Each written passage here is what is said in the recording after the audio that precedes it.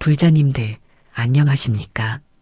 오늘 아침 뉴스를 보다가 한 할머니의 이야기가 마음을 깊이 울렸습니다. 70평생을 함께한 할아버지를 떠나보낸 후 매일 밤 꿈에 나타나는 남편을 그리워하며 이런 질문을 하셨다고 합니다. 우리가 죽으면 정말 모든 것이 끝나는 걸까요? 아니면 무언가가 계속 남아있는 걸까요?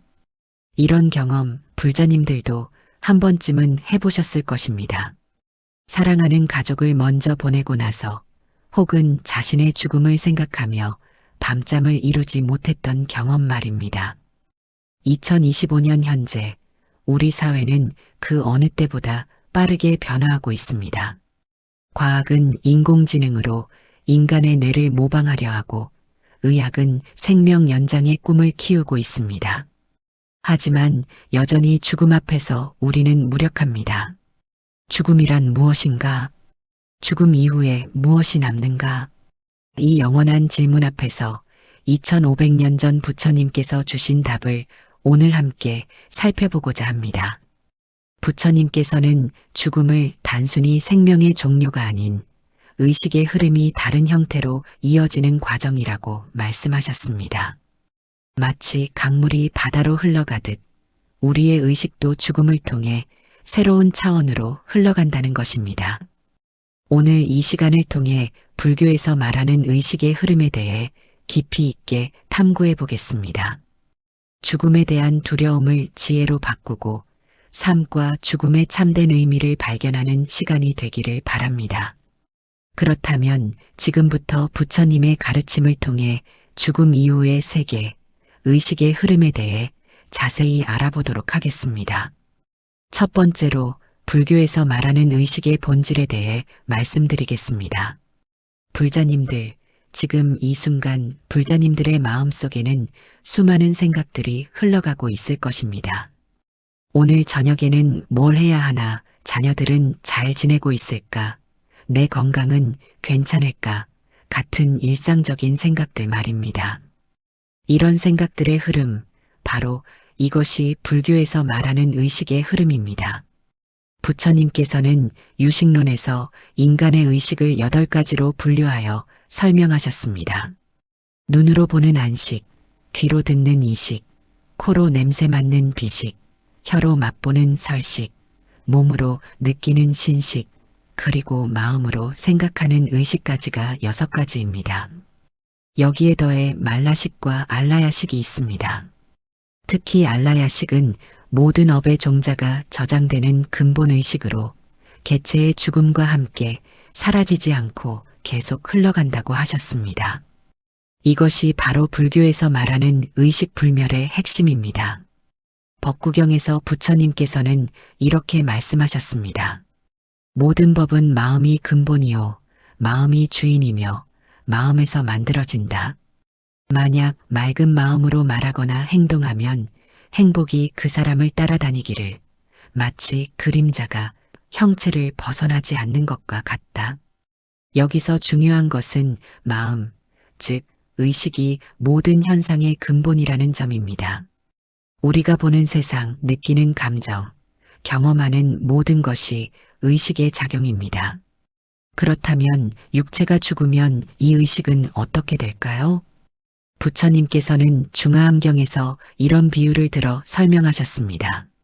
의식이 몸을 떠나는 것은 마치 손님이 여관을 떠나는 것과 같다. 손님이 떠났다고 해서 손님이 사라지는 것이 아니라 다른 여관으로 가는 것이다. 즉, 죽음은 의식이 소멸하는 것이 아니라 한 몸에서 다른 몸으로 이주하는 과정이라는 것입니다. 현대 과학에서도 에너지 보존 법칙을 말합니다. 에너지는 사라지지 않고 다른 형태로 변환될 뿐이라는 것입니다. 불교의 의식관도 이와 같습니다. 의식이라는 정신적 에너지는 죽음과 함께 사라지지 않고 새로운 형태로 계속 존재한다는 것입니다. 그런데 여기서 중요한 질문이 생깁니다. 그렇다면 죽은 후의 의식은 살아있을 때의 의식과 같은 것일까요? 불교에서는 이에 대해 같지도 않고 다르지도 않다라고 답합니다. 마치 어제의 나와 오늘의 나가 완전히 같지도 완전히 다르지도 않은 것처럼 죽음 전후의 의식도 연속성을 가지면서도 변화한다는 것입니다. 이를 이해하기 위해 부처님의 한 가지 일화를 소개해 드리겠습니다. 어느 날 사리불 존자가 부처님께 여쭈었습니다. 세존이시여, 죽은 자의 의식은 어디로 갑니까? 부처님께서 답하셨습니다. 사리불이여, 의식에는 처소가 없다. 마치 바람에는 집이 없는 것과 같다. 그러나 인연에 따라 머물 곳을 찾는다. 이 말씀은 매우 중요한 의미를 담고 있습니다. 의식 자체는 공간적 위치를 갖지 않지만 업력과 인연에 따라 새로운 존재로 태어난다는 뜻입니다. 그렇다면 우리가 살아있는 동안 쌓은 선악의 업이 죽음 이후 의식의 흐름을 결정한다는 의미입니다. 실제로 많은 불자님들이 이런 경험을 하셨을 것입니다. 선한 일을 많이 한 분이 임종시에 편안한 모습을 보이거나 악행을 일삼던 분이 죽음 앞에서 극도의 불안감을 느끼는 경우 말입니다. 이는 단순한 우연이 아닙니다. 평생 쌓은 업력이 임종시 의식 상태에 직접적인 영향을 미치기 때문입니다. 그래서 부처님께서는 평상시의 마음가짐과 수행이 얼마나 중요한지 거듭 강조하셨습니다.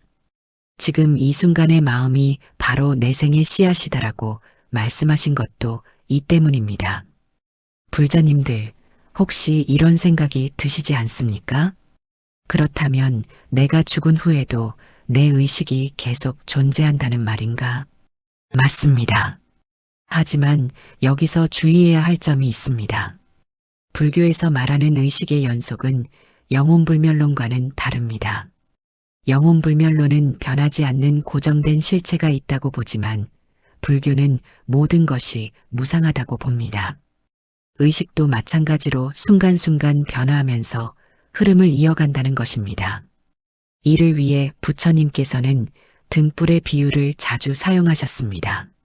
하나의 등불로 다른 등불에 불을 옮길 때 새로운 등불의 불빛은 원래 등불과 같지도 다르지도 않습니다. 이와 같이 의식도 죽음을 통해 새로운 존재로 이어지지만 완전히 같지도 완전히 다르지도 않다는 것입니다. 그렇다면 현실적으로 우리는 이러한 의식의 흐름을 어떻게 이해하고 준비해야 할까요? 부처님께서는 수행을 통해 의식의 흐름을 맑고 선한 방향으로 이끌어갈 수 있다고 하셨습니다. 특히 염불과 명상을 통해 마음을 정화하고 자비와 지혜를 기르는 것이 중요합니다. 매일 아침 일어나서 오늘 하루 선한 의식으로 살겠습니다라고 다짐하고 잠자리에 들기 전 오늘 하루 지은 업을 참회합니다라고 반성하는 습관을 기르시기 바랍니다. 또한 가족이나 가까운 사람들과 죽음에 대한 이야기를 나누는 것도 도움이 됩니다. 죽음을 터부시하지 말고 자연스러운 생명의 과정으로 받아들이는 자세가 필요합니다. 이렇게 평소에 죽음에 대해 올바른 이해를 갖고 준비하면 실제 임종시에도 두려움보다는 평안한 마음으로 다음 생을 맞이할 수 있습니다. 두 번째로 죽음의 과정에서 일어나는 의식 변화에 대해 말씀드리겠습니다. 불자님들, 우리는 보통 죽음을 한순간의 사건으로 생각합니다. 숨이 멈추는 순간, 심장이 정지하는 순간이 곧 죽음이라고 여기는 것입니다. 그러나 불교에서는 죽음을 하나의 과정으로 봅니다. 마치 해가 지는 과정이 점진적이듯 의식이 몸을 떠나는 것도 단계적으로 일어난다는 것입니다. 티베트 불교의 바르도 툴돌에서는 이 과정을 매우 구체적으로 설명하고 있습니다. 임종시 의식은 8단계를 거쳐 몸을 떠난다고 합니다. 첫 번째 단계에서는 시각이 흐려지고 두 번째에서는 청각이 사라집니다. 세 번째에서는 후각이, 네 번째에서는 미각이, 다섯 번째에서는 촉각이 차례로 사라집니다. 여섯 번째 단계에서는 거친 생각들이 멈추고 일곱 번째에서는 미세한 감정들도 사라집니다. 마지막 8번째 단계에서 가장 근본적인 의식마저 몸을 떠나게 됩니다. 이 과정은 사람마다 다르지만 보통 몇 시간에서 며칠에 걸쳐 일어납니다. 중요한 것은 의학적으로는 이미 사망 판정을 받았어도 불교적 관점에서는 아직 의식이 완전히 떠나지 않았을 수 있다는 점입니다. 그래서 전통적으로 불교도들은 임종 후 49일 동안 특별한 의식을 치르는 것입니다. 이 기간 동안 망자의 의식이 다음 생으로 이행하는 과정에 있다고 보기 때문입니다. 화엄경에서 부처님께서는 이렇게 말씀하셨습니다. 중생의 의식은 바람과 같아서 인연이 닿으면 한 곳에서 떠나 다른 곳으로 향한다. 그 과정에서 선업과 악업에 따라 다른 경험을 하게 된다. 여기서 주목할 점은 죽음의 과정에서도 업력이 작용한다는 것입니다. 평생 선한 일을 많이 한 사람은 임종 과정에서도 평안함을 경험하지만 악업이 많은 사람은 고통스러운 환상을 보게 됩니다. 실제로 병원에서 임종을 지켜본 분들은 이런 경험을 하셨을 것입니다. 어떤 분은 마지막까지 미소를 지으며 편안하게 돌아가시지만 어떤 분은 불안해하며 무언가를 두려워하는 모습을 보입니다. 이는 단순히 의학적 상태만으로 설명되지 않는 부분이 있습니다. 불교적 관점에서는 이를 각자의 업력과 마음 상태에 따른 차이로 봅니다. 그렇다면 우리는 어떻게 하면 편안한 죽음을 맞이할 수 있을까요? 무엇보다 중요한 것은 평소의 수행입니다. 매일 마음을 정화하고 선한 업을 쌓으며 죽음에 대한 올바른 이해를 갖는 것이 필요합니다. 특히 임종 시에는 아미타불을 염불하거나 삼보에 대한 믿음을 갖는 것이 도움이 됩니다. 정토경에서는 임종 시 10번만 아미타불을 부르면 극락 정토에 태어날 수 있다고 합니다. 물론 이는 단순히 10번의 염불만으로 되는 것이 아니라 평소의 신행과 수행이 바탕이 되어야 합니다. 또한 임종을 지키는 가족들의 역할도 중요합니다. 망자 곁에서 경전을 읽어드리거나 부드러운 음성으로 부처님 이름을 불러드리는 것이 도움이 됩니다. 시끄러운 소리나 슬픈 울음소리는 임종자의 의식에 혼란을 줄 수 있으므로 피하는 것이 좋습니다. 대신 조용하고 평화로운 분위기에서 삼보에 대한 귀의를 도와드리는 것이 바람직합니다. 한국의 전통적인 임종의식도 이런 원리에 바탕을 두고 있습니다. 임종 시 향을 피우고 촛불을 밝히는 것은 단순한 의식이 아니라 망자의 의식을 맑고 밝은 상태로 이끌어주기 위함입니다. 또한 49제를 지내는 것도 망자의 의식이 좋은 곳으로 향하도록 도와주는 의미가 있습니다. 불자님들 중에는 이런 경험을 하신 분들이 계실 것입니다. 가족이 임종할 때 갑자기 방안이 따뜻해지거나 향기로운 냄새가 나거나 평소보다 편안한 표정을 짓는 경우 말입니다. 이는 불교에서 말하는 선업의 과보로 볼 수 있습니다. 평생 쌓은 공덕이 임종 시 좋은 징조로 나타나는 것입니다. 반대로 임종 시 불안해하거나 고통스러워하는 경우도 있습니다.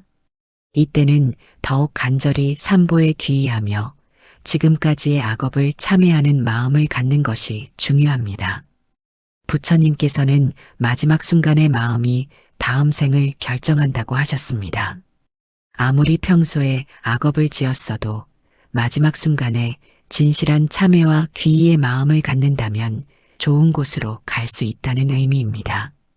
실제로 많은 경전에서 이런 사례들을 찾아볼 수 있습니다. 평생 악행을 저지른 사람도 마지막 순간 부처님께 귀의하여 선처에 태어난 이야기들 말입니다. 그렇다고 해서 평소의 수행을 소홀히 해도 된다는 의미는 아닙니다. 평소의 선업과 수행이 있어야 마지막 순간에도 올바른 마음을 가질 수 있기 때문입니다. 불자님들, 혹시 이런 걱정을 하고 계시지는 않습니까? 내가 죽을 때 고통스럽지는 않을까? 의식을 잃고 아무것도 모르는 상태가 되지는 않을까? 불교의 가르침에 따르면 죽음은 고통이 아니라 해탈의 기회입니다. 평소에 올바른 수행을 한 사람에게는 죽음의 과정도 하나의 수행 과정이 됩니다. 마지막 숨을 내쉬는 순간까지도 부처님께 귀의하고 모든 중생의 행복을 기원하는 자비의 마음을 가질 수 있다면 그것이야말로 가장 아름다운 죽음이 될 것입니다. 그러므로 죽음을 두려워하지 마시고 오히려 더 열심히 수행하는 계기로 삼으시기 바랍니다. 지금 이 순간부터 매일 아침 저녁으로 삼보에 귀의하고 일상에서 자비와 지혜를 실천한다면 언젠가 맞이할 죽음의 순간도 평안하고 거룩한 시간이 될 것입니다. 세 번째로 중음신 상태와 재생 과정에 대해 말씀드리겠습니다. 불자님들, 죽음 이후 바로 다음 생으로 태어나는 것일까요? 불교의 가르침에 따르면 죽음과 재생 사이에는 중음이라는 특별한 상태가 있습니다. 중음이란 말 그대로 중간 상태를 의미합니다. 이전 생을 마감하고 다음 생을 시작하기 전까지의 과도기적 존재 상태를 말하는 것입니다. 아비달마구사론에서는 중음신의 특징을 자세히 설명하고 있습니다. 중음신은 물질적 몸은 아니지만 의식을 가진 미세한 몸을 갖고 있다고 합니다. 이 몸은 보통 사람의 눈에는 보이지 않지만 같은 종류의 중음신이나 특별한 능력을 가진 존재들에게는 보일 수 있습니다. 중음신의 수명은 보통 49일입니다. 이 기간 동안 자신의 업력에 따라 다음 생의 부모를 찾아 헤매게 됩니다. 만약 49일 안에 적절한 인연을 만나지 못하면 다시 중음신으로 태어나서 또다시 49일을 보내게 됩니다. 이런 과정이 최대 7번까지 반복될 수 있다고 합니다. 즉, 길게는 343일까지 중음 상태에 머물 수 있다는 의미입니다. 이때 중음신이 경험하는 세계는 꿈과 비슷합니다. 의식의 업력에 따라 다양한 환상과 경험을 하게 됩니다. 선업이 많은 중음신은 아름다운 광명과 천상의 음악을 경험하지만 악업이 많은 경우에는 어둠과 공포의 환상을 보게 됩니다. 대승기실론에서 마명보살은 이렇게 설명했습니다. 중음 중에서 선악의 업력이 현존하여 온갖 경계를 나타낸다. 이때 만약 정념을 잃지 않고 삼보를 염하면 선처에 태어날 수 있다. 여기서 중요한 것은 중음 상태에서도 의식이 있고 따라서 선택의 여지가 있다는 점입니다. 비록 물질적 몸은 없지만 의식은 여전히 활동하고 있기 때문에 올바른 수행을 계속할 수 있습니다. 그렇다면 중음신은 어떤 방식으로 다음 생의 부모를 찾게 될까요? 이는 업력에 의한 자연스러운 이끌림입니다. 마치 자석이 쇠를 끌어당기듯 업력이 비슷한 부모와 중음신 사이에는 강한 인력이 작용합니다. 만약 전생에 자비로운 마음으로 많은 선행을 했다면 자비로운 부모 밑에서 태어날 가능성이 높습니다. 반대로 분노와 증오의 마음을 많이 가졌다면 그와 비슷한 성향의 환경에 태어나게 됩니다. 입퇴하는 순간도 매우 특별합니다. 중음신이 미래의 부모가 될 남녀의 결합 장면을 보게 될 때 자신의 업력에 따른 감정이 일어납니다.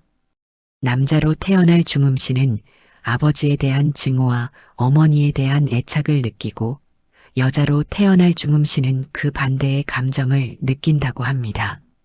이러한 강한 감정적 동요와 함께 중음신은 의식을 잃고 다음 순간 새로운 생명체로 태어나게 됩니다. 하지만 모든 존재가 이런 과정을 거치는 것은 아닙니다. 특별한 수행을 통해 깨달음을 얻은 성인들은 자유자재로 자신의 재생을 조절할 수 있습니다. 관세음보살이나 문수보살 같은 대보살들이 중생 구제를 위해 이 세상에 화연하는 것도 이런 원리입니다. 또한 극락정토의 왕생한 존재들은 연꽃 속에서 화생함으로 중음 과정을 거치지 않습니다. 무량수경에서 부처님께서는 이렇게 말씀하셨습니다. 극락정토에 태어나는 이들은 연꽃 속에서 화생하니 모든 고통이 없고 즉시 범락을 받는다. 이는 염불과 정토 신앙의 중요성을 보여주는 대목입니다. 평소에 아미타불을 염하고 극락왕생을 발언하면 임종시 아미타불의 인도를 받아 극락정토에 직접 왕생할 수 있다는 것입니다. 그렇다면 우리는 중음 과정에 어떻게 대비해야 할까요? 가장 중요한 것은 평소의 수행입니다. 매일 아침 저녁으로 삼보에 귀의하고 부처님의 명호를 부르는 습관을 기르는 것이 필요합니다. 이런 습관이 몸에 배면 중음 상태에서도 자연스럽게 부처님을 염하게 됩니다. 또한 죽음에 대한 올바른 이해를 갖는 것도 중요합니다.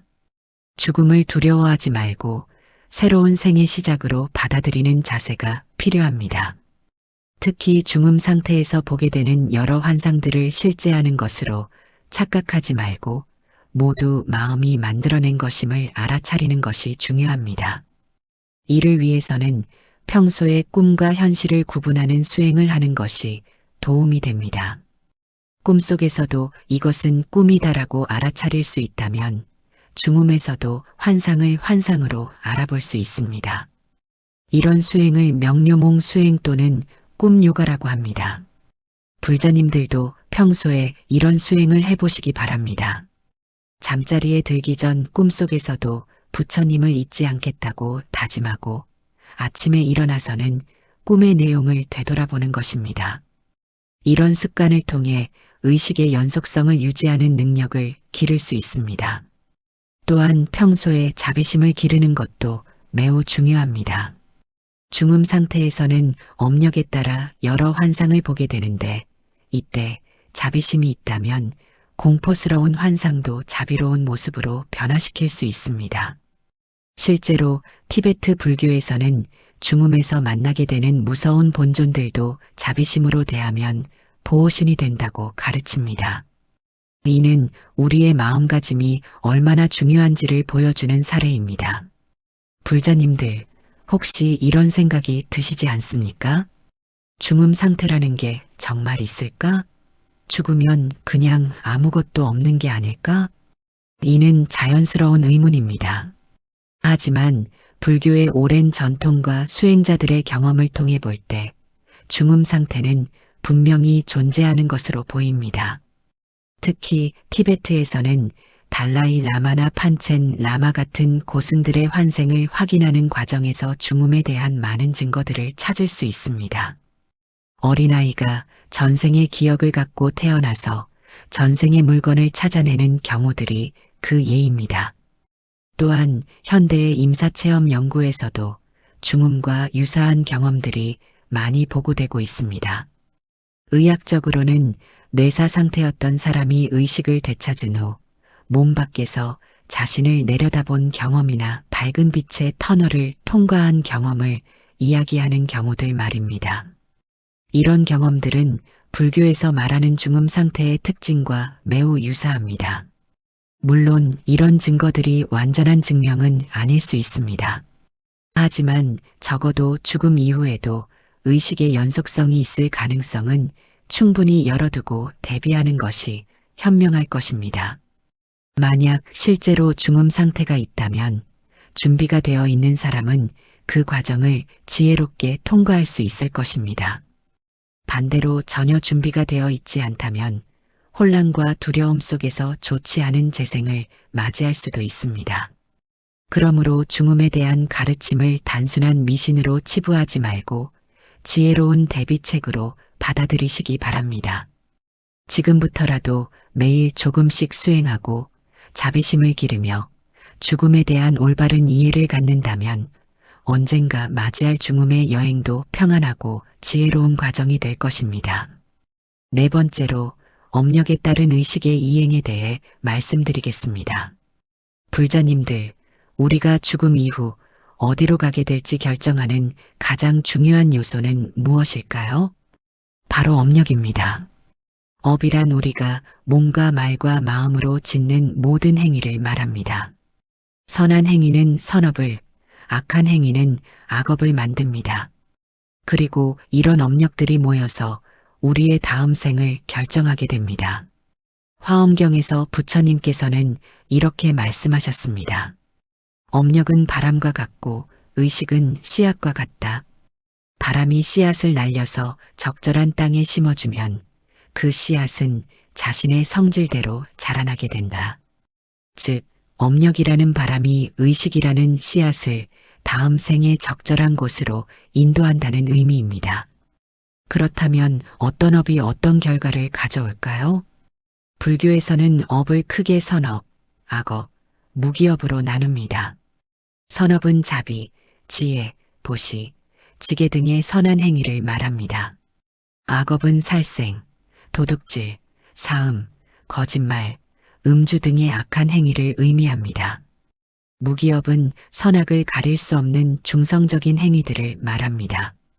이 중에서 특히 중요한 것은 선업과 악업입니다. 선업이 많으면 천상이나 인간계 또는 극락정토 같은 좋은 곳에 태어나게 됩니다. 악업이 많으면 지옥, 악이, 축생 등 고통스러운 곳에 태어나게 됩니다. 그런데 여기서 중요한 점이 있습니다. 업의 과보는 단순히 양적인 계산으로만 결정되지 않습니다.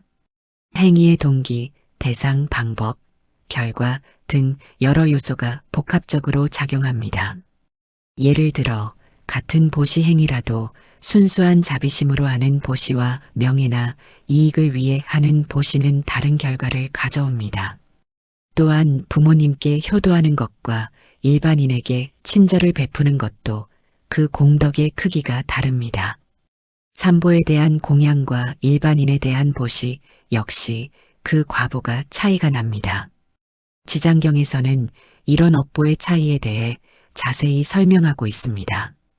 부모에게 불효한 죄는 오역죄 중 하나이며 그 과보는 아비지옥에서 받게 된다. 반대로 부모에게 효도하는 공덕은 천상에 태어나게 하는 선업이 된다. 이처럼 행위의 대상에 따라 업의 경중이 달라집니다. 그렇다면 현실적으로 우리는 어떤 업을 쌓아야 할까요? 가장 기본이 되는 것은 십선업입니다. 십선업이란 불살생, 불투도, 불싸움, 불망어, 불두설, 불악구, 불기여, 불탐욕, 불진의 불치견을 말합니다. 이를 쉽게 풀어서 설명하면 몸으로는 살생하지 않고 남의 물건을 훔치지 않으며 음행을 하지 않는 것입니다. 입으로는 거짓말, 이간질, 나쁜 말, 꾸며대는 말을 하지 않는 것입니다. 마음으로는 탐욕, 분노, 어리석음을 갖지 않는 것입니다. 이런 십선업을 실천하면 인간이나 천상에 태어날 수 있습니다. 특히 십선업에다가 자비심과 보시행을 더하면 더욱 좋은 결과를 얻을 수 있습니다. 아함경에서 부처님께서는 이렇게 말씀하셨습니다. 보시는 가난을 면하게 하고 지게는 인간에 태어나게 하며 인욕은 상호를 구족하게 하고 정진은 이를 성취하게 하며 선정은 마음을 안정시키고 지혜는 해탈을 얻게 한다. 이는 육바라밀의 각각이 어떤 과보를 가져오는지 설명한 것입니다. 우리가 일상에서 실천할 수 있는 구체적인 선업들을 소개해 드리겠습니다. 첫째, 매일 아침 일어나서 삼보에 귀의하고 하루의 선한 다짐을 하는 것입니다. 오늘 하루 부처님의 가르침대로 살겠습니다. 모든 중생이 행복하기를 바라랍니다라고 마음속으로 다짐하는 것입니다. 둘째, 일상에서 만나는 모든 사람들에게 친절하고 자비로운 마음을 갖는 것입니다. 가족, 이웃, 심지어 낯선 사람에게도 따뜻한 미소와 인사를 건네는 것입니다. 셋째, 능력 범위 내에서 보시와 공양을 실천하는 것입니다. 꼭 큰 돈이 아니더라도 진실한 마음으로 하는 작은 보시도 큰 공덕이 됩니다. 넷째, 경전을 읽고 법문을 듣는 것입니다. 부처님의 가르침을 공부하고 실천하려는 노력 자체가 지혜를 쌓는 선업입니다. 다섯째, 수행을 통해 마음을 정화하는 것입니다. 염불, 좌선, 참선 등 자신에게 맞는 수행법을 꾸준히 실천하는 것입니다. 반대로 피해야 할 악업들도 있습니다. 특히 현대 사회에서 쉽게 지을 수 있는 악업들을 주의해야 합니다. 예를 들어 SNS에서 남을 비방하거나 거짓 정보를 퍼뜨리는 것도 악업이 됩니다. 과도한 욕심으로 투기를 하거나 분노로 인해 다른 사람에게 해를 끼치는 것도 마찬가지입니다. 또한 술이나 담배, 도박 같은 것들도 자신과 타인에게 해를 끼치는 악업에 해당합니다. 그런데 여기서 중요한 점은 완벽한 사람은 없다는 것입니다. 우리 모두는 선업도 짓지만 악업도 짓고 살아갑니다. 중요한 것은 악업을 지었을 때 빨리 참회하고 다시는 그런 실수를 하지 않으려고 노력하는 것입니다. 참회의 공덕은 매우 큽니다. 진실한 참회는 악업의 과보를 줄이거나 아예 소멸시킬 수도 있습니다. 관은경에서는 관세음보살의 명호를 부르면 모든 죄업이 소멸된다고 하였습니다. 물론 이는 단순히 명호만 부르면 되는 것이 아니라 진실한 참회심과 함께해야 한다는 의미입니다. 불자님들, 혹시 이런 걱정을 하고 계시지는 않습니까? 내가 지금까지 지은 악업이 너무 많아서 좋은 곳에 갈 수 없을 것 같다. 걱정하지 마십시오.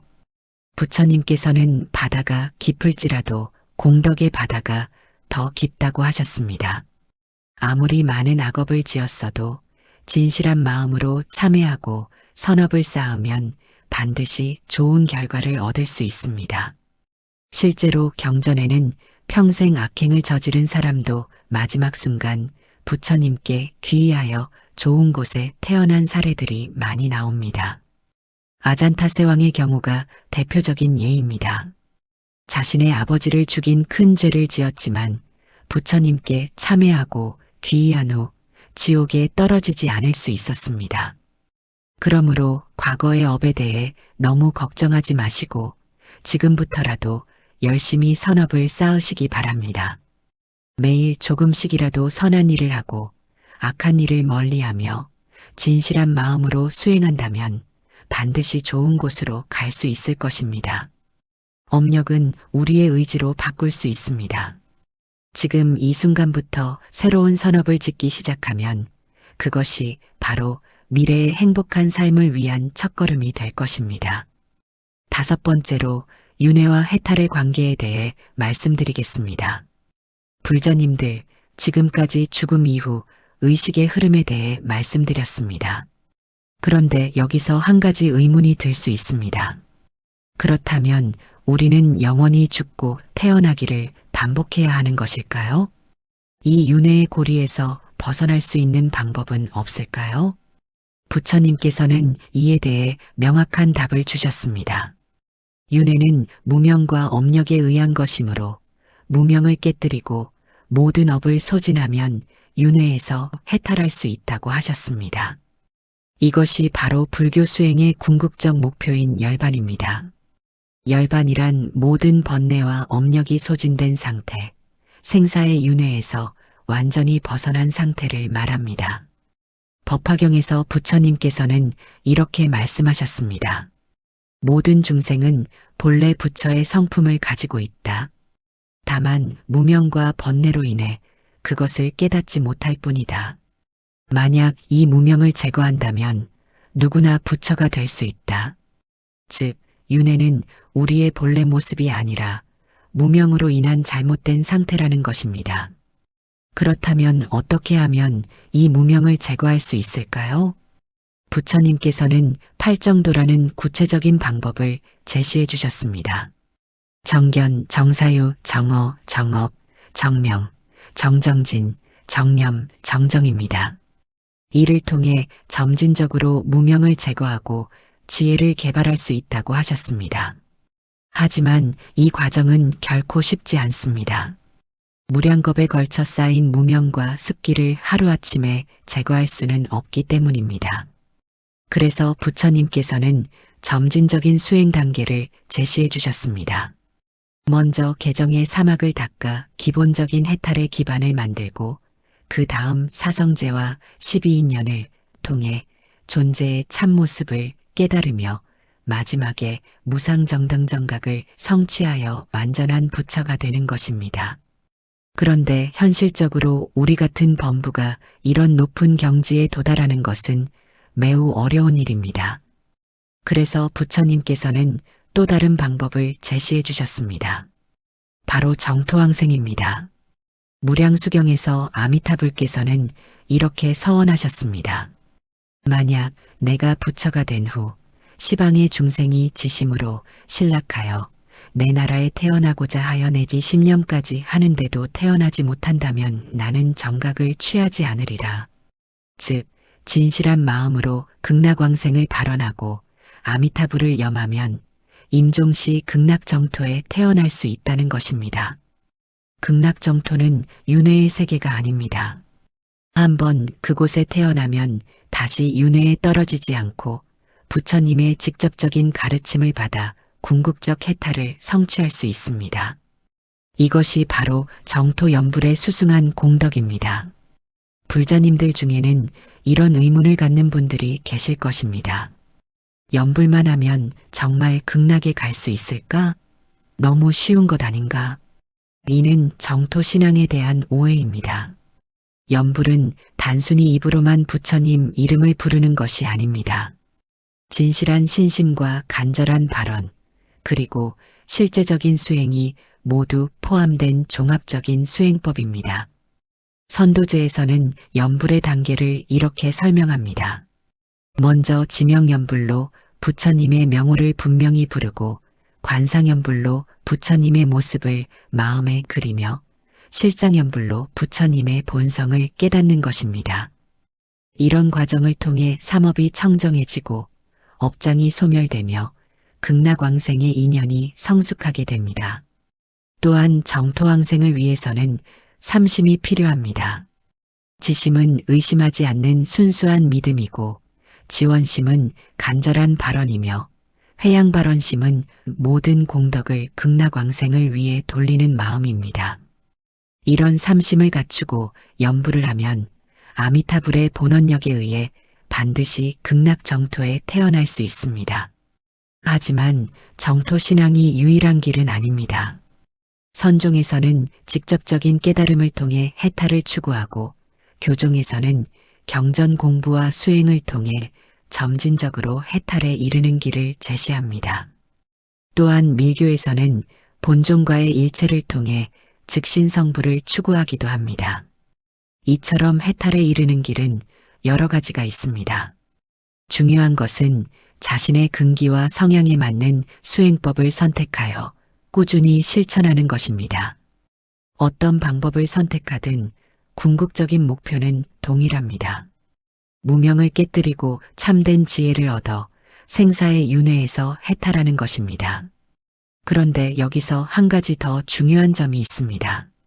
대승불교에서는 개인적 해탈만을 추구하지 않습니다. 모든 중생과 함께 해탈하려는 대승의 원력을 세우는 것이 중요합니다. 지장경에서 지장보살께서는 이렇게 서원하셨습니다. 지옥이 비지 않으면 성불하지 않겠으며 중생을 다 제도하기 전에는 정각을 취하지 않겠다. 이런 대승의 정신이야말로 불교의 참다운 가르침입니다. 자신만의 해탈이 아니라 모든 중생의 해탈을 위해 정진하는 것입니다. 불자님들도 이런 대승의 원력을 세우시기 바랍니다. 내가 먼저 해탈한 후 모든 중생을 구제하겠다는 서원을 갖고 수행한다면 그 공덕은 더욱 커질 것입니다. 실제로 이런 대승의 원력을 가진 수행자는 더 빨리 해탈에 이를 수 있습니다. 자신만을 위한 작은 마음보다 모든 중생을 위한 큰 마음이 더 큰 힘을 발휘하기 때문입니다. 그렇다면 구체적으로 우리는 어떻게 해탈을 위한 수행을 해야 할까요? 무엇보다 중요한 것은 일상에서의 깨어있음입니다. 매 순간 자신의 마음 상태를 관찰하고 탐진치 삼독에 물들지 않으려고 노력하는 것입니다. 화가 날 때는 지금 내 마음에 진심이 일어나고 있구나라고 알아차리고 욕심이 날 때는 지금 탐심이 작용하고 있구나라고 관찰하는 것입니다. 이런 마음 챙김의 수행이야말로 해탈의 기초가 됩니다. 또한 매일 일정한 시간을 정해서 정식 수행을 하는 것도 필요합니다. 아침 저녁으로 산보에 귀의하고 경전을 읽으며 염불이나 자선을 하는 것입니다. 이런 규칙적인 수행을 통해 마음의 힘을 기르고 지혜를 개발할 수 있습니다. 불자님들, 윤회와 해탈의 가르침은 우리에게 큰 희망을 줍니다. 비록 지금은 범부의 몸이지만 올바른 수행을 통해 언젠가는 반드시 해탈을 성취할 수 있다는 것입니다. 그 길이 멀고 험할지라도 부처님께서 먼저 그 길을 열어주셨고 무수한 조사스님들이 그 뒤를 따라 해탈을 성취하셨습니다. 우리도 그 길을 따라 정진한다면 반드시 윤회의 고통에서 벗어나 진정한 자유와 행복을 얻을 수 있을 것입니다. 6번째로 현대적 관점에서 본 의식의 연속성에 대해 말씀드리겠습니다. 불자님들, 21세기에 살고 있는 우리에게 있어서 불교의 의식론과 윤회 사상은 때때로 받아들이기 어려운 가르침일 수 있습니다. 과학과 합리주의가 지배하는 현대 사회에서 눈에 보이지 않는 의식의 흐름이나 전생, 내생 같은 개념들은 비현실적으로 여겨지기 쉽습니다. 하지만 흥미롭게도 최근의 과학 연구들은 오히려 불교의 의식론을 뒷받침하는 증거들을 제시하고 있습니다. 양자물리학에서는 의식이 물질세계의 기초가 될 수 있다는 가능성을 제기하고 있습니다. 관찰자 효과라고 불리는 현상에서 의식을 가진 관찰자가 있을 때만 양자의 상태가 결정된다는 것입니다. 이는 불교에서 말하는 모든 법은 마음이 만들어낸다는 가르침과 놀랍도록 유사합니다. 또한 뇌과학 연구에서도 의식에 대한 기존의 이해가 바뀌고 있습니다. 과거에는 의식이 뇌의 산물이라고 여겨졌지만 최근 연구들은 의식이 뇌보다 더 근본적인 실제일 가능성을 탐구하고 있습니다. 특히 임사체험 연구에서는 뇌사 상태에서도 의식이 존재할 수 있음을 시사하는 사례들이 보고되고 있습니다. 네덜란드의 심장학자 핀판 롬멜은 심정지 환자 344명을 대상으로 한 연구에서 18%가 뇌파가 평편한 상태에서도 의식적 경험을 했다고 보고했습니다. 이들은 자신의 몸을 위에서 내려다보거나 터널 끝에 밝은 빛을 보거나 돌아가신 친족들을 만나는 등의 경험을 했다고 합니다. 이런 경험들은 불교에서 말하는 중음 상태의 특징과 매우 유사합니다. 또한 어린이들의 전생 기억에 대한 연구도 주목할 만합니다.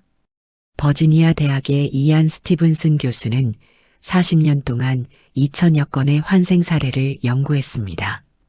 그는 E-5세 어린이들이 자발적으로 이야기하는 전생 기억들을 조사했는데 상당수가 실제 사실과 일치하는 것으로 나타났습니다. 어린이들이 알 수 없는 먼 지역의 구체적인 정보나 죽은 사람만이 알 수 있는 개인적 비밀들을 정확히 기억하는 경우들이 많았습니다. 물론 이런 연구들이 불교의 윤회론을 완전히 증명하는 것은 아닙니다. 하지만 적어도 의식이 뇌의 활동에만 의존하지 않을 가능성, 그리고 죽음 이후에도 의식이 연속될 가능성을 시사한다고 볼 수 있습니다. 현대 물리학의 정보 이론에서도 흥미로운 관점을 제시합니다. 정보는 소멸되지 않고 다른 형태로 변환될 뿐이라는 정보 보존 법칙입니다. 만약 의식을 일종의 정보 패턴으로 본다면 육체가 죽어도 그 정보는 어떤 형태로든 보존될 수 있다는 것입니다. 이는 불교에서 말하는 업력의 연속성과 비슷한 개념으로 해석될 수 있습니다. 또한 시스템 이론에서는 창발성이라는 개념을 제시합니다. 개별 구성 요소들이 모여서 전체가 될 때 개별 요소로는 설명할 수 없는 새로운 성질이 나타난다는 것입니다. 의식도 뇌 신경세포들의 창발적 현상일 수 있지만 동시에 더 큰 시스템의 일부일 수도 있다는 관점입니다. 불교의 관점에서 보면 개별의식은 우주 전체 의식의 일부이며 죽음은 단지 한 시스템에서 다른 시스템으로의 이행에 불과할 수 있습니다. 그렇다면 2025년을 살아가는 현대인들은 이런 관점을 어떻게 실생활에 적용할 수 있을까요? 첫째, 죽음에 대한 태도를 바꾸는 것입니다. 죽음을 단순한 생명의 종료가 아니라 의식이 새로운 형태로 전환되는 과정으로 이해할 수 있습니다. 이런 관점은 죽음에 대한 두려움을 줄이고 삶의 의미를 더 깊이 있게 성찰하게 도와줍니다.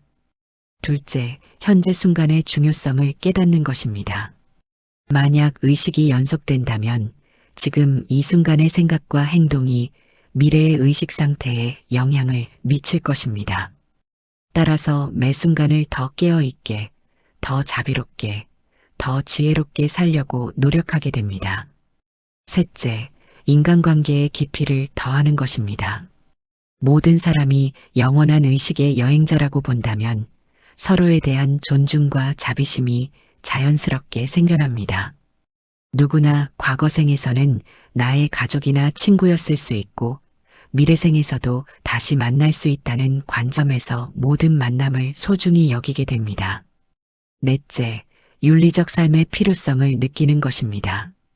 현생의 행위가 내생에 영향을 미친다는 관점에서 선악에 대한 기준이 더 명확해집니다. 단기적 이익보다는 장기적 관점에서 자신뿐만 아니라 모든 존재의 행복을 고려하게 됩니다. 다섯째, 수행과 성장의 동기를 갖게 되는 것입니다. 의식의 연속성이 있다면 현재의 수행과 성장은 미래에도 계속 이어질 것입니다. 따라서 배움을 멈추지 않고 지혜와 자비를 기르려는 노력을 지속하게 됩니다. 불자님들, 현대 과학이 불교의 가르침을 완전히 증명한 것은 아닙니다. 하지만 적어도 불교의 의식론과 윤회 사상이 결코 비합리적이거나 시대착오적인 것이 아니라는 점은 분명해지고 있습니다. 오히려 현대 과학의 최첨단 연구들이 2500년 전 부처님의 깊은 통찰을 뒷받침하는 증거들을 제시하고 있는 것입니다. 그렇다고 해서 맹목적으로 믿으라는 것은 아닙니다. 부처님께서도 내 말을 그냥 믿지 말고 직접 체험해서 확인하라고 하셨습니다. 중요한 것은 열린 마음으로 탐구하고 실제로 수행해보며 그 결과를 자신의 삶에서 확인해보는 것입니다. 만약 불교의 의식론이 맞다면 우리는 영원한 의식의 여행자입니다. 이 긴 여행에서 가장 중요한 것은 지혜와 자비라는 나침반을 갖고 해탈이라는 궁극적 목적지를 향해 꾸준히 나아가는 것입니다. 지금 이 순간부터 그런 여행자의 마음가짐으로 살아간다면 죽음도 단순한 경유지에 불과할 것이며 모든 순간이 성장과 깨달음의 기회가 될 것입니다. 현대를 살아가는 불자로서 이런 관점을 갖고 하루하루를 의미 있게 살아가시기 바랍니다. 7번째로 실천적 수행법과 준비에 대해 말씀드리겠습니다. 불자님들, 지금까지 죽음 이후 의식의 흐름에 대해 여러 각도에서 살펴보았습니다. 이론적 이해도 중요하지만 더욱 중요한 것은 실제로 어떻게 준비하고 실천할 것인가 하는 문제입니다. 부처님께서는 이론만으로는 해탈할 수 없으며 반드시 실천 수행이 뒤따라야 한다고 강조하셨습니다. 그렇다면 죽음과 사후를 위한 구체적인 수행법들을 알아보겠습니다. 먼저 가장 기본이 되는 것은 일상 수행입니다. 매일 아침 일어나자마자 삼보에 귀의하는 것부터 시작합니다. 불보살님께 귀의합니다. 법보에 귀의합니다. 승보에 귀의합니다. 오늘 하루도 부처님의 가르침대로 살겠습니다라고 마음으로 다짐합니다. 그리고 하루를 마무리할 때는 반드시 하루의 업을 점검하고 참회하는 시간을 갖습니다. 오늘 하루 지은 선업은 모든 중생과 함께 나누고 악업은 진심으로 참회하며 다시는 짓지 않겠습니다라고 다짐합니다. 이런 하루의 시작과 마무리 의식을 통해 의식의 흐름을 맑고 선한 방향으로 이끌어갈 수 있습니다. 둘째, 연불 수행을 생활화하는 것입니다. 아미타불이나 관세음보살의 명호를 수시로 부르는 습관을 기릅니다. 특별한 시간을 정해서 정식으로 연불하는 것도 좋지만 일상생활 중에도 틈틈이 마음속으로 연불하는 것이 중요합니다. 버스를 기다릴 때, 걸어갈 때, 잠자리에 들 때 등 자투리 시간을 활용해서 연불합니다. 이렇게 연불이 습관화되면 임종시에도 자연스럽게 부처님을 염하게 될 것입니다. 정토경에서 부처님께서는 연불하는 사람은 아미타불이 항상 보호하며 임종시에는 반드시 극락으로 인도한다고 하셨습니다. 셋째, 경전 독송을 꾸준히 하는 것입니다. 매일 일정한 시간을 정해서 경전을 읽는 습관을 기릅니다. 반야심경, 금강경, 법화경, 아미타경 등 자신에게 맞는 경전을 선택해서 반복해서 읽습니다. 경전을 읽을 때는 단순히 글자를 읽는 것이 아니라 부처님의 말씀을 마음에 새기려고 노력합니다. 특히 죽음과 관련된 경전 구절들은 암송할 정도로 익혀두면 임종시에 큰 도움이 됩니다. 예를 들어 반야심경의 색즉시공, 공즉시색이나 금강경의 응무소주의 생기심 같은 구절들은 중음에서도 지혜의 등불 역할을 할 것입니다. 넷째, 명상과 관상 수행을 실천하는 것입니다. 매일 10-20분이라도 조용한 곳에서 자선하거나 명상하는 시간을 갖습니다. 호흡을 관찰하며 마음을 고요히 가라앉히는 수식관부터 시작해서 점차 고차원의 명상으로 발전시켜 나갑니다. 또한 아미타불이나 관세음보살의 모습을 마음에 그리는 관상 수행도 도움이 됩니다. 부처님의 자비로운 모습을 생생하게 관상하는 능력을 기르면 중음에서 무서운 환상을 만나더라도 그것을 자비로운 부처님의 모습으로 전환시킬 수 있습니다. 다섯째, 자비심 수행을 생활화하는 것입니다. 매일 모든 중생의 행복을 기원하는 자비관을 실천합니다. 모든 중생이 행복하기를, 모든 중생이 고통에서 벗어나기를, 모든 중생이 해탈하기를이라고 진심으로 발언합니다. 또한 실제 생활에서도 가족, 이웃, 심지어 나를 미워하는 사람들에게까지 자비로운 마음을 갖도록 노력합니다. 자비심은 임종시 가장 큰 힘이 됩니다. 자비로운 마음으로 죽음을 맞이하면 그 공덕으로 인해 좋은 곳에 태어날 수 있습니다. 여섯째, 보시와 공덕행을 꾸준히 하는 것입니다. 능력 범위 내에서 정기적으로 불사나 보시에 참여합니다. 큰 돈이 아니더라도 진실한 마음으로 하는 보시는 큰 공덕이 됩니다. 또한 몸으로 하는 보시, 즉 봉사활동이나 노력봉사도 중요합니다. 절에서 청소를 하거나 불우한 이웃을 돕거나 환자를 돌보는 일 등도 모두 공덕이 됩니다. 이런 공덕들이 쌓이면 임종시 선업의 과보로 나타나 좋은 징조를 보게 됩니다. 일곱째, 죽음에 대한 명상을 정기적으로 하는 것입니다. 한 달에 한 번 정도는 죽음에 대해 깊이 성찰하는 시간을 갖습니다. 나는 언젠가 반드시 죽는다. 언제 죽을지 알 수 없다. 죽을 때 나와 함께 갈 것은 업력뿐이다라고 생각해 봅니다. 이런 죽음 명상을 통해 삶의 우선순위를 바로잡고 더 의미 있게 살려는 동기를 얻을 수 있습니다. 또한 죽음에 대한 두려움도 점차 줄어들 것입니다. 여덟째, 가족과 함께 불교적 임종 준비를 하는 것입니다. 가족들과 죽음에 대해 자연스럽게 이야기하고 서로의 임종을 어떻게 도와줄 것인지 미리 계획해둡니다. 임종 시에는 경전을 읽어주기, 연불해주기, 삼복위에 도와주기 등의 역할을 정해둡니다. 또한 49제를 어떻게 지낼 것인지, 어떤 절에서 어떤 의식을 할 것인지도 미리 논의해둡니다. 이런 준비가 되어 있으면 실제 임종 시에 혼란스럽지 않고 차분하게 대처할 수 있습니다. 아홉째, 건강한 생활 습관을 유지하는 것입니다. 몸과 마음이 건강해야 올바른 수행을 할 수 있습니다. 금주, 금연은 기본이고 규칙적인 운동과 절제된 식사를 통해 몸을 건강하게 유지합니다. 특히 과식을 피하고 가벼운 식사를 하면 마음이 더 맑아집니다. 또한 충분한 수면을 취하고 스트레스를 잘 관리하는 것도 중요합니다.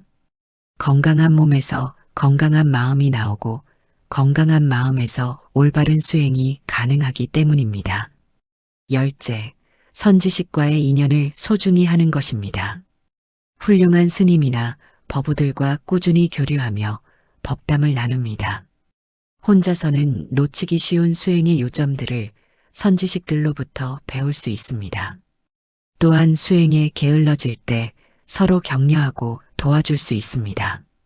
특히 임종이 가까워졌을 때는 훌륭한 스님을 모셔서 최후 법문을 들을 수 있도록 미리 인연을 맺어두는 것이 좋습니다. 불자님들, 이런 수행들이 처음에는 어렵게 느껴질 수 있습니다. 하지만 하나씩 차근차근 시작하다 보면 자연스럽게 생활의 일부가 될 것입니다. 무엇보다 중요한 것은 꾸준함입니다. 하루 이틀 열심히 하다가 그만두는 것보다는 매일 조금씩이라도 지속하는 것이 훨씬 효과적입니다. 부처님께서도 방울 떨어지는 물이 항아리를 가득 채운다고 하셨습니다. 작은 수행이라도 매일 계속하다 보면 언젠가는 큰 깨달음과 공덕을 성취할 수 있을 것입니다. 그리고 이 모든 수행의 궁극적 목표는 자신만의 해탈이 아니라 모든 중생과 함께 해탈하는 것임을 잊지 마시기 바랍니다. 내가 먼저 깨달은 후 모든 중생을 구제하겠다는 대승의 서원을 갖고 정진한다면 그 공덕은 더욱 커질 것입니다. 죽음은 언젠가 반드시 찾아올 것입니다. 하지만 그때가 되어서 허둥지둥할 것이 아니라 지금부터 차근차근 준비해 나간다면 죽음도 또 하나의 아름다운 수행 과정이 될 것입니다. 매일 조금씩 꾸준히 진실한 마음으로 수행해 나가시기 바랍니다. 그러면 반드시 좋은 결과가 있을 것입니다. 불자님들, 오늘 긴 시간 동안 죽음 이후 의식의 흐름에 대해 함께 살펴보았습니다. 이제 오늘 말씀드린 내용들을 간단히 정리해 보겠습니다. 첫째, 불교에서는 죽음을 생명의 끝이 아니라 의식이 새로운 형태로 이어지는 과정으로 봅니다. 알라야식이라는 근본 의식은 개체의 죽음과 함께 소멸하지 않고 계속 흐름을 이어간다고 가르쳤습니다. 둘째, 죽음의 과정에서 의식은 단계적으로 몸을 떠나며 이 과정에서 각자의 업력에 따라 다른 경험을 하게 됩니다. 평소의 수행과 마음가짐이 임종시의 경험을 좌우한다고 말씀드렸습니다. 셋째, 중음이라는 중간 상태를 거쳐 다음 생으로 이어지는 과정에서도 의식이 존재하며 이때의 마음가짐이 재생의 방향을 결정합니다. 49일간의 중음 기간 동안에도 올바른 수행을 계속할 수 있다고 설명했습니다. 넷째, 업력이 의식의 이행 방향을 결정하며 선업은 좋은 곳으로, 악업은 고통스러운 곳으로 이끈다고 하였습니다. 하지만 진실한 참회를 통해 악업의 과보를 줄일 수 있다고 말씀드렸습니다. 이처럼 불교의 의식론은 우리에게 죽음에 대한 새로운 관점과 삶의 지혜를 제공해 줍니다. 죽음을 두려워할 것이 아니라 오히려 더 열심히 수행하고 선업을 쌓는 계기로 삼아야 합니다.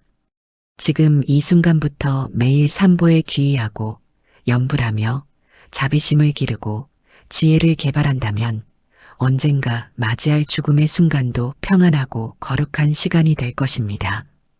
오늘 이 법문이 불자님들의 신심을 더욱 깊게 하고 올바른 수행의 길잡이가 되기를 발언합니다. 이 공덕으로 모든 중생이 무명의 어둠에서 벗어나 지혜의 광명을 얻고 생사의 고통에서 해탈하여 궁극적 행복인 열반을 성취하기를 간절히 기원합니다. 오늘도 함께 해주신 불자님들께 감사드립니다. 항상 삼보의 가호가 함께 하시고 몸과 마음이 건강하시며 가정의 평화가 가득하시기를 축원합니다. 좋아요와 댓글로 법문을 널리 전하는 일에 동참해 주시고 주변의 법우님들과도 함께 나누어 주시기 바랍니다. 나무 아미타불, 나무 아미타불, 나무 아미타불. 모든 중생이 행복하고 평안하기를, 모든 중생이 부처님의 자비 광명 속에 머물기를 회양하며 오늘 법문을 마치겠습니다.